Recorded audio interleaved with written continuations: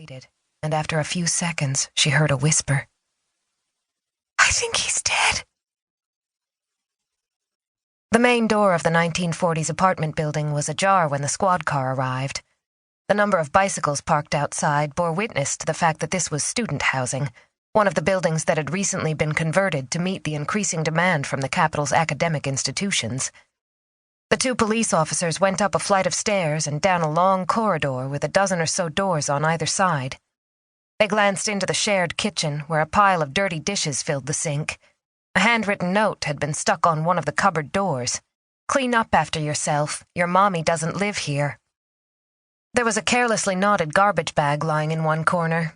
Judging by the smell, it had been there for quite some time. No one was around.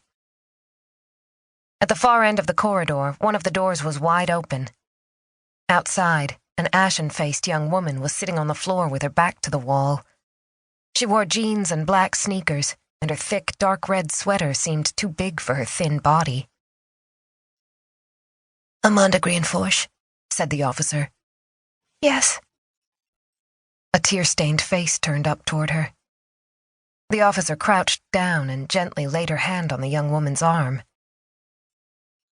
"How are you doing?" "He's in there." She pointed with a shaky right hand. "Hanging from the light fixture." They followed the movement with their eyes. The sun broke through the clouds, and in the sudden brightness flooding through the window, they could see tiny dancing dust motes forming a shimmering halo around the body suspended from the ceiling. The drooping head and the angle of the neck confirmed what they already suspected. Marcus Nielsen was dead. Chapter 2. He was running across the dark, uneven ice just off the Sondheim shore, and he could hear it cracking beneath his feet. Then the water swallowed him, and he felt as if his fingers and toes were being devoured by the cold. The icy seawater forced the air out of his lungs and sucked the oxygen from his blood. Soon he would drown in the deep channel. No one would come to his rescue because no one knew he was out on the ice. He wept. He didn't want to die. Not like this, all alone, without the chance to say goodbye. The water drove the cold into his body and drained his strength, and he bitterly regretted all the things he hadn't said and done. How was he supposed to know that the clock was ticking? As he rapidly lost feeling in his limbs, he realized that his heart was slowing, that he was on the verge of losing consciousness.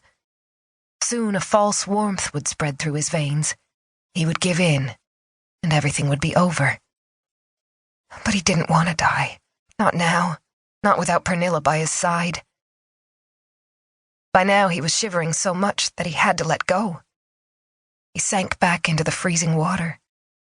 He just couldn't fight anymore. There was a ringing noise, shrill and insistent, an angry signal demanding his attention. He opened his eyes and realized that he was lying in his own bed, with Pernilla breathing evenly by his side. He reached out and groped for his phone on the bedside table. His fingers lost their grip and his phone fell to the floor.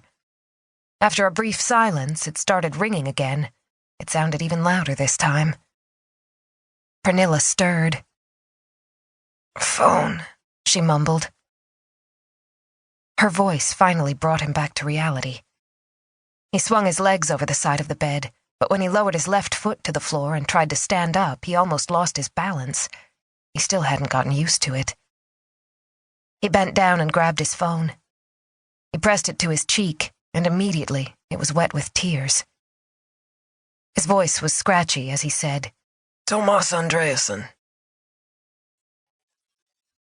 Chapter 3. On the way to the car, Margit Gronkvist thought about the sparse information she had been given over the phone. She had been at the breakfast table with Bertel when the call came through. Both girls were still asleep. Bertel hardly looked up from his newspaper. He knew right away that she had to go. He was used to the situation by now. Margit smiled as she pictured her husband with his thinning hair. He taught high school English and Swedish. She knew that some of her friends didn't consider him the most exciting guy around,